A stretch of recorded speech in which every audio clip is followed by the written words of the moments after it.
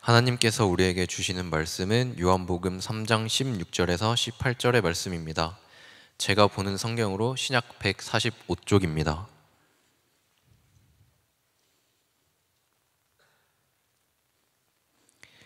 이제 요한복음 3장 16절에서 18절의 말씀을 봉독하겠습니다. 다 함께 일어나셔서 하나님의 말씀을 경청하시기 바랍니다. 하나님이 세상을 이처럼 사랑하사 독생자를 주셨으니 이는 그를 믿는 자마다 멸망하지 않고 영생을 얻게 하려 하심이라. 하나님이 그 아들을 세상에 보내신 것을 세상을 심판하려 하심이 아니요 그로 말미암아 세상이 구원을 받게 하려 하심이라. 그를 믿는 자는 심판을 받지 아니하는 것이요 믿지 아니하는 자는 하나님의 독생자의 이름을 믿지 아니하므로 벌써 심판을 받은 것이니라. 아멘. 날씨가 이제 따뜻해져서 좀 이번 주는 당황스러울 정도로 따뜻해서 좀 당황했지만 다음 주에는 조금 원래 봄 날씨가 된다고 합니다. 우리 청년들 봄이 되었기 때문에 우리 공동체가 코로나가 지나고 다시 회복하고 함께 모여서 예배할 수 있는 은혜가 우리 가운데 있음에 너무 감사하고 기쁜 마음으로 예배 드리고 있습니다. 우리 청년들도 모일 때마다 그런 감사한 마음들을 늘 가지고 주님께 예배하는 모든 청년들 되기를 바랍니다. 세상에 많은 문제들이 있습니다. 우리를 어렵게 하고 힘들게 하는 많은 문제들과 어려움이 있지만 그 모든 문제들을 정리하고 큰 테두리에 담다 보면 한 가지 문제구나라는 걸 우리가 알 수 있습니다. 그것은 사랑의 문제죠. 사랑하고 사랑받고 사랑하는 것에 대한 문제입니다. 특별히 사랑과의 관계 안에서도 그러하지만 인생의 가장 깊은 곳에 가장 큰 문제는 하나님과의 관계 안에 사랑의 문제이다 라고 우리는 이야기할 수 있습니다. 하나님과의 그 사랑의 관계가 끊어진 것이 인생에 있어서 가장 큰 문제이고 해결되어야 되는 문제임을 우리는 성경에서 인지하고 배우고 알고 있습니다. 그래서 성경 전체도 정리를 하면 하나님이 나를 사랑하신다, 하나님이 사랑하신다라는 메시지로 정리할 수 있습니다. 하나님은 사랑이시기 때문입니다. 하나님이 사랑하시는데 그냥 사랑하시는 것이 아니라 독생자를 주시기까지 우리를 사랑하신다라는 것이 성경의 메시지입니다. 또한 오늘 본문에서 보니까 독생자를 주시는 것뿐만 아니라 영생을 주시기까지 우리를 사랑하신다라고 하나님이 이야기하십니다. 3월 동안에는 제가 3월 원래 셋째 주는 새가족 초청주일로 보내려고 했습니다. 그래서 여러분들에게 전도에 대한 마음을 마음을 가질 수 있도록 설교를 그쪽으로 해야 되겠다라고 연초에는 계획했었습니다. 진행하면서 임원들과 회의하면서 새가족 초청주일을 하려고 하는데 그냥 부담 없이 저는 하고 싶었는데 새가족 초청주일이 있는 것 자체가 부담이라고 하더라고요. 그래서 그러면 새가족 초청주일을 없애자라고 했습니다. 3월에는. 왜 그렇게 결정했냐면 3월을 준비하며 3월 동안에는 제가 그래서 저 혼자 설교를 해야 되겠다. 계속 전도에 대해서 이야기할 거니까. 그렇게 하면서 준비를 해오다가 기도하며 또 임원들과 회의하며 제 마음 안에 하나님이 주신 마음이 하나님의 사랑과 은혜를 모르는데 우리가 전도를 할 수 있을까? 그 전도가 정말 전도일까? 아니면 교회에 사람을 데려오는 것일까? 물론 교회에 사람을 데려오는 것으로만으로도 꽤 큰 의미가 있습니다. 그러나 본질적으로 우리가 가지는 복음이라는 것, 신앙이라는 것의 가장 본질적인 부분은 우리 모두가 예수 그리스도를 만나고 그 사랑과 그 은혜를 깨달아서 그 은혜를 또 다른 사람에게 전하는 것이죠. 그런데 우리 안에 하나님의 그 사랑과 그 은혜가 없다면 정말 우리가 전도할 수 있을까에 대한 고민이었습니다. 그래서 방향을 선회해서 3월 동안에는 좀 더 하나님을 사랑하는 것이 어떤 것인지, 하나님의 사랑이 무엇인지, 우리 안에 주어진 복음이 무엇인지 좀 더 살펴보고자 합니다. 지난주에 그래서 하나님이 이처럼 우리를 사랑하셨다라고 제가 나눴습니다. 사실 시간에 약간 쫓겼습니다. 성찬식이 있어서 약간 쫓기면서, 그리고 원래 우리 청년부 예배의 폼으로 예배 드리지 않았기 때문에 약간 어색한 옷을 입고 설교를 하고 있구나라는 마음에 약간 여유 없이 했던 것 같아요. 오늘은 좀 더 여유를 가지고 이 복음의 핵심인 부분, 정수인 부분을 좀 더 여러분과 나누고자 합니다. 지난주에도 언급했듯이 요한복음 3장 16절은 작은 복음이다. 성경 전체를 복음이라고 이야기하고 예수 그리스도께서 우리를 사랑하셔서 이 땅에 오신 그 모든 사건을 전달하는 것이 성경이라고 한다면 요한복음 3장 16절은 그것을 함축해서 적어놓은 본문이다라고 이야기할 수 있습니다. 요한복음 3장에서는 니고데모와의 주님이 이야기하시는 본문이죠. 대화입니다. 그리고 지금의 16절부터 시작되는 이야기는 예수님이 후반부, 그러니까 니고데모와 앞에서 이야기하시고 뒷부분 거의 니고데모에게 가르치시고 사실 우리에게 주님이 주신 사랑과 생명이 무엇인지 알려주시고 계시는 본문인 겁니다. 하나님이 이처럼 독생자를 주시기까지 우리를 사랑하십니다.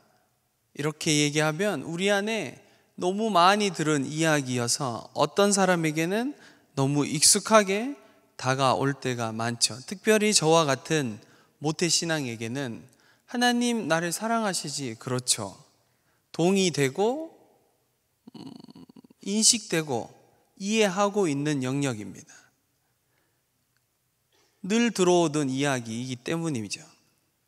하나님이 우리를 사랑하시는데 독생자를 주시기까지 사랑하시고 나아가서 영생을 주시기까지, 생명을 주시기까지 우리를 사랑하신다라고 이야기해도 우리 안에 동의되고 이해되는 말씀입니다.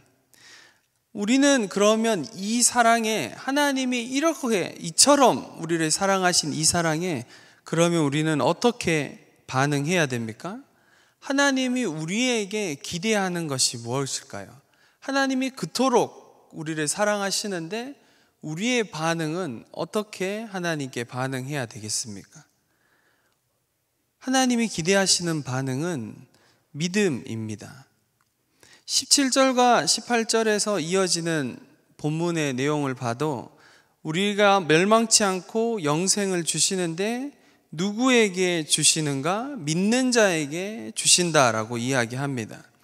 누구든지 믿는 사람에게 생명을, 영생을 주신다라고 말씀하십니다. 여러분, 누구든지에게입니다.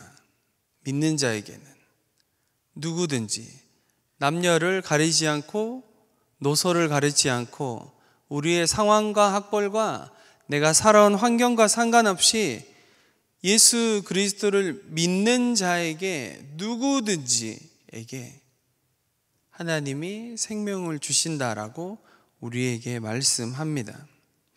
여러분, 이 말씀이 여러분에게 은혜가 되어야 됩니다.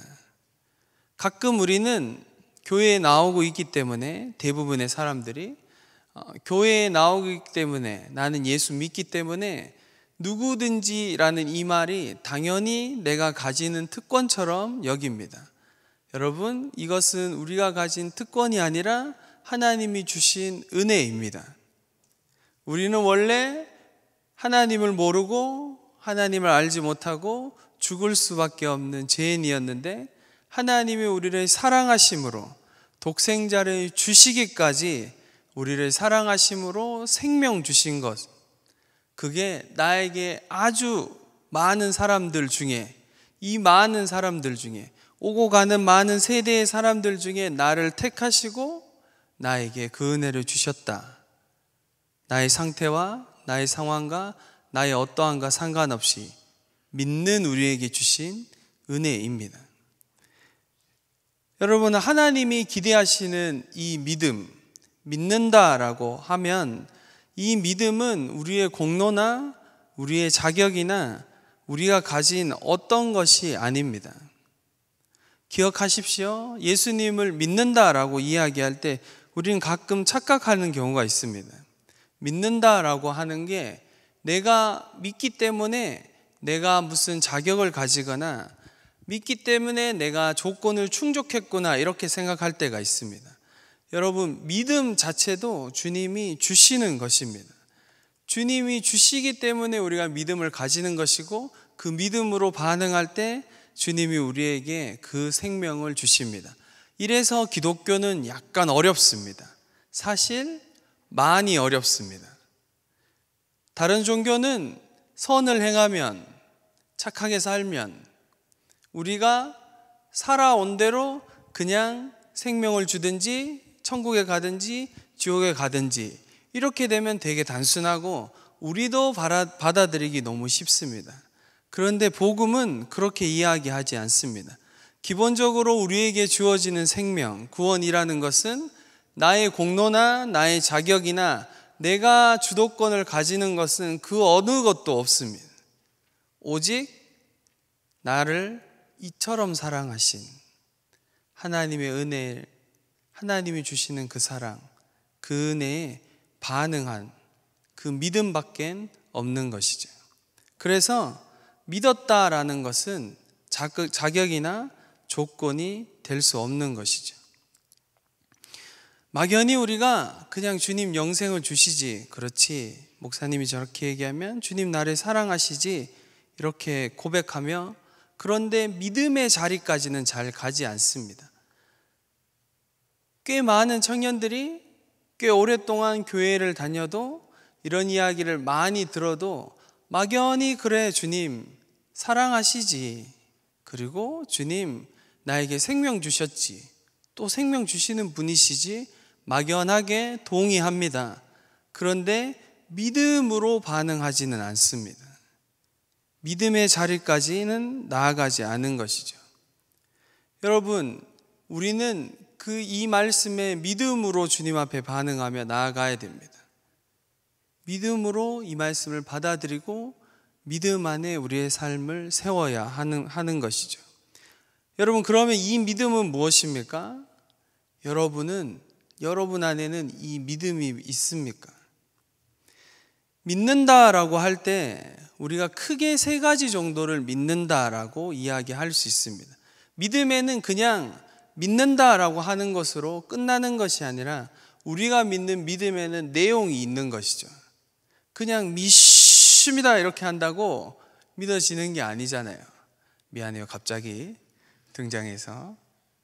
여러분, 믿는다고 의지를 드린다고 믿어지는 게 아니라 우리가 믿는다, 주님을 믿습니다, 우리를 사랑하신 것, 우리에게 생명 주신 것을 믿습니다라고 고백할 때, 믿는 자에게 주신다라고 하는 이 고백에 그 믿는다에는 내용이 있는 것입니다. 진리의 내용이 담겨져 있고 그것을 우리가 믿는다라고 고백하는 것이죠. 첫 번째로 우리가 믿는다라고 이야기할 때 그것은 행위나 자격이나 공로나 조건이 아니라 은혜로 값없이 믿음으로 구원을 받았다는 것을 믿는 것입니다. 이것이 첫 번째입니다. 로마서에서 끊임없이 우리에게 이야기하는 것, 행위가 아닌 믿음으로. 많은 사람이 행위에 머물려고 합니다. 그것이 쉽기 때문입니다. 내가 이만큼 하니까 이만큼 받으면 되지, 이만큼 하면 이만큼 되는 거야 라고 생각합니다. 그런데 성경이 이야기하는 진리는 그렇지 않습니다. 여러분, 우리 중에 그 누구도 행위로, 그러니까 우리의 선한 행위로 이렇게 착하게 살면, 이렇게 선하게 행하면 하나님 감동하시고 하나님 좋아하시겠지. 여러분, 어떠한 인간의 행위로도 하나님을 감동시킬 수 없습니다. 우리가 구원받을 만한 자격과 요건을 갖출 수 있는 요건을 갖추는 인간의 행위는 없습니다. 여러분, 이것을 인정하셔야 됩니다. 하나님을 감동시킬 수 있다, 인간의 행위가. 지천명, 하늘의 뜻을 알게 되고 죄송해요. 갑자기 생각이 안 나서 그래요. 적어놨는데도 생각이 안 나요. 토속 종교는 정성을 들이면 하늘이 감명하고 하늘이 감동하면 우리에게 축복을 내린다는 메커니즘입니다. 그런데 기독교는 전혀 다른 메커니즘인 거죠. 로마서 1장 17절을 보면 믿음에서 믿음에 이르게 한다라고 이야기합니다.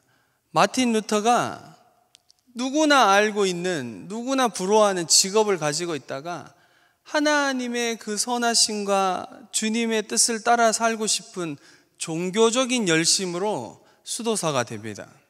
그리고 정기적으로 금식하며 매일 기도하고 시장에 나가서 수도사가 할 수 있는 역할의 선한 행사, 사역을 계속해서 해가면서 자신이 하는 모든 일을 통해서 구원을 얻으려고 하는 행위적인 노력을 계속해서 합니다. 심지어는 기도할 때마다 자기 안에 이건 죄구나, 내 삶의 행위가 있구나 인식되면 그는 100개가 조금 되지 않는 계단을 무릎으로 오르면서 하나님 앞에 회개하며 기도하며 삶을 의롭게 세우려고 애를 씁니다. 그렇게 몇 년을 하나님 앞에 몸부림치며 자신의 삶을 거룩하게 세우려고 애쓰던 마틴 루터가 로마서 1장 17절을 만납니다.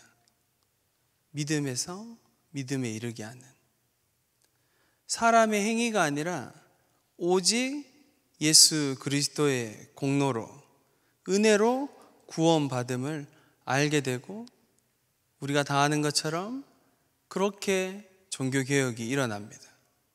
진짜 믿음이 무엇인지, 하나님의 손에 쓰임받았던 바울이라는 그 위대한 종이 마지막에 고백하길 나는 죄인 중에 괴수입니다 라고 고백합니다. 우리 중에 누구도 바울처럼 살 수 있는 사람은 없습니다.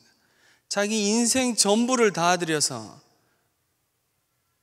인생 전체를 하나님께 다 드려서 헌신하고 마지막까지 모든 걸 태워서 자신의 몸을 드린 바울의 인생의 마지막에 본인이 스스로가 고백하길 나는 죄인 중에 괴수입니다 라고 고백합니다. 여러분, 이 고백은 무엇입니까? 우리의 신앙에선 나의 공로나 내가 가지는 자격이나 조건은, 행위로는 그 어떤 것으로도 하나님의 은혜에 미치지 못한다는 걸 이야기하고 있는 것입니다. 여러분 안에 하나님의 은혜에 반응해서 믿음으로 반응하는 게 아니라 내가 가지는 어떠한 것으로 하나님을 만족시키려고 하시는 모든 시도를 멈춰야 됩니다. 그래야 우리가 진짜 예수 그리스도를 믿는다는 것이 어떤 것인지 알기 시작합니다. 예수 그리스도의 그 은혜를 믿는다라고 이야기할 때 두 번째, 우리가 믿는다라는 내용은 말로 하는 것을 넘어서, 믿는다고 하고 그냥 교회 출석만 하는 것을 넘어서서 진짜 믿는 것, 내 마음으로 고백해서 믿는 믿음을 이야기합니다. 무슨 말인가요? 우리가 믿는다라는 거 두 번째 핵심적인 부분은 예수 그리스도를 믿을 때 나는 죄인인 줄 알고 하나님을 믿게 되는 것입니다. 하나님을 만나는 사람들의 늘 첫 번째 반응, 주님을 정말 만난 사람들의 가장 첫 번째 반응은 자신의 죄를 인식합니다. 그리고 그냥 입술의 고백이 아니라 자신의 마음의 고백으로 나는 죄인입니다 라고 고백하게 되어 있습니다. 이건 누가 가르쳐 주지 않아도, 누가 이렇게 해야 됩니다 라고 이야기해 주지 않아도 예수님을 만난, 하나님을 만난 모든 사람들의 공통적인 특징입니다. 우리가 하나님을 믿습니다, 구원 얻었습니다, 영생을 받은 것을 믿습니다 라고 고백할 때 가장 핵심적인 부분 두 번째는 우리 안에 죄가 있음을 인식하고 믿는 것입니다. 그래서 우리는 자랑할 수 없습니다. 가끔 예수 믿는 것을 자랑하는 사람들이 있습니다. 세상 사람들은 저렇게 살지만 나는 믿어서 구원 얻는다. 말로 하지 않아도 그냥 마음 깊은 곳에서 그래도 나는 구원 얻지롱. 그냥 마음 안에 나는 예수 믿었다 그래도. 이런 의로움이 우리 안에 가끔 있을 때가 있습니다. 여러분, 우리 안에는 자랑할 것이 하나도 없습니다. 왜냐하면 이 부분에선 우리가 한 것이 하나도 없기 때문입니다. 내가 한 일은 하나도 없습니다. 나는 원래 심판을 받아 죽을 수밖에 없는 죄인인 줄 우리는 철저하게 인식하고 알고 있어야 됩니다. 그것이 우리의 신앙의 핵심입니다. 나를 믿지 않고 오직 예수님만 믿고 예수님의 그 공로만 의지하고 주님 앞에 나아갈 수밖에 없는 것이죠. 그리고 세 번째, 믿는다라고 할 때 우리의 모든 인격을 담아서, 마음의 중심을 담아서 그분을 고백하는 인격적인 반응입니다. 양보할 수 없고 생명을 걸어도 포기되어지지 않는 진리를 이야기하는 것입니다. 우리의 삶의 걸음을 나의 생각과 나의 경험을 넘어서 인도하시는 하나님을 의지하는 것까지 가는 겁니다. 쉬운 말로 하나님이 내 삶의 주인이심을 믿는 것입니다. 그래서 우리가 하나님이 인도하심에 대해서, 하나님의 이끄심에 대해서 순종할 수 있고 우리의 삶을 기꺼이 하나님께 드릴 수 있게 되는 것입니다. 많은 사람들이 복음을 깨닫고도 사실 우리 안에 이런 지식이 부족한가? 사실 부족하지 않습니다. 꽤 많이 들었고 교회 적어도 1년, 2년, 3년을 넘어서 교회 신앙생활이라는 것을 하신 분들은 이런 지식이 충분합니다. 그런데 우리는 왜 여전히 복음의 깊은 진리 가운데로, 그 은혜 가운데로 나아가지 못합니까? 왜냐하면 그 다음에 말씀이 그렇게 이야기합니다. 우리가 오늘 18절까지 읽었는데 19절을 제가 읽겠습니다. 그 정죄는 이것이니 곧 빛이 세상에 왔을 때 사람들이 자기 행위가 악함으로 빛보다 어둠을 더 사랑한 것이니라. 여러분, 핵심은 어디 있습니까? 빛보다 어둠을 더 사랑한 것에 있습니다. 쉬운 말로 어떤 겁니까? 조금만 더 있다가요. 조금만 더 내가 준비가 되면 믿겠습니다. 조금 더 있다가 내가 좀 준비가 되면 제가 교회 가겠습니다. 여러분, 전도해 보면 꽤 많은 세상 사람들이 교회에 대해서 모르는 것이 아니고 하나님에 대해서 모르는 것이 아닙니다. 그런데 그 안에 가장 걸림돌이 되는 것은 조금 더 있다가 더 핵심을 파고들면 오늘 말씀대로 하나님보다, 빛보다 어두움을 더 사랑하기 때문입니다. 그런데 말로 하지 않죠. 말로 우리가 사실은 난 어둠 더 사랑해요 이렇게 얘기하지 않잖아요. 그리고 스스로도 그렇게 속일 때가 많습니다. 그런데 여러분 삶에 여전히 어둠이 남아있고 여전히 우리의 삶에 하나님을 주인으로 인정하는 것과 세상을 따라 사는 것에서 양쪽 다 걸치고 있다면 우리는 하나님의 빛 앞에 다시 한번 우리의 상태를 점검해야 됩니다. 나는 어둠을 더 사랑하는 것이 아닌가? 나는 사실 세상이 추구하고 이야기하고 좋다고 하는 것을 따라가고 싶은 것이 아닌가? 이것도 하고 저것도 하고 같이 하면 더 좋지 않은가? 제가 몇 번 이야기했습니다. 그런 복음은 없습니다. 성경 어디를 뒤져도, 성경 어디를 읽어도 하나님을 섬기고 세상도 같이 섬길 수 있어 라고 이야기하는 복음은 거짓입니다. 오직 하나님만 우리는 섬겨야 되는 것입니다. 우리는 이 빛 앞에 정직하게 반응해야 됩니다. 이 말씀 앞에 우리는 반응해야 되는 것이죠. 여러분, 요한복음 3장은 니고데모와 예수님의 대화라고 이야기했습니다. 니고데모는 당대의 가장 똑똑한 사람, 신앙적으로 구약의 말씀을 가르치는 선생이었습니다. 예수님이 니고데모에게 이야기하십니다. 너가 거듭나지 않으면 하나님의 나라에 들어갈 수 없다. 보지 못한다. 그리고 하나님의 사랑을 알아야 된다. 니고데모야, 너에게 필요한 건 지식이 아니다.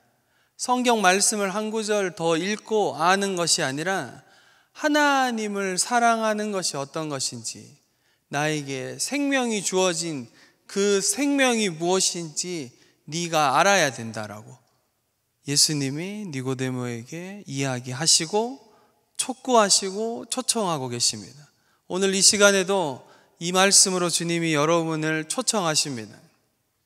우리에게 지금 필요한 것은 말씀을 더 읽고 더 알아가는 것 물론 중요합니다. 어떤 지식적으로 하나님을 배워가는 것 중요합니다. 그럼에도 불구하고 그것이 예수 그리스도 안에 있는 생명으로부터 시작하지 않았다면 그것은 그냥 인간의 행위에 그칠 뿐입니다. 사랑하는 청년 여러분, 주님을 너무 오래 기다리게 하지 마십시오. 교회라는 곳을 나온 지 얼마 안 되신 분들 계십니까? 오늘 초청합니다. 예수 그리스도의 그 사랑, 하나님이 나를 사랑하신 그 사랑을 예수님 제가 믿습니다라고 믿음으로 반응하시기 바랍니다. 또한 오랫동안 교회에 나왔지만 하나님의 그 사랑을 듣고 들어도 우리 안에 감격이 되고 은혜가 되어야 되는데 우리 안에 무뎌진 사람 있습니까? 그 사람들 또한 하나님, 내가 다시 한번 주님 앞에 고백합니다. 이처럼 사랑하신 생명 주신 주님을 믿습니다. 나의 공로와 나의 어떤 것 아니라 나의 삶의 주인이신 예수님 당신을 믿습니다라는 고백을 하시기 바랍니다. 여러분 안에 인격적이고 개인적인 진짜 믿음의 내용이 있는 고백이 여러분 삶에 한 번도 없었다면 여러분은 그리스도인이 아닙니다. 사랑하는 형제 자매 여러분, 초청합니다. 예수 그리스도의 생명 안으로 들어오십시오. 이 말씀 앞에 믿음으로 반응하십시오. 믿습니다가 아니라 오늘 말씀을 통해서 여러분 각자에게 말씀하시는 하나님의 이 초청 앞에 조금 더 있다가요, 제가 준비가 되면요 라고 하지 마시고 지금 즉시 하나님 앞에 내가 하나님의 이처럼 사랑하신 그 사랑과 은혜를, 나에게 생명 주신 그 사랑과 은혜를 믿습니다라고 고백하며 주님 앞에 반응하는 저와 여러분 되기를 간절히 바랍니다.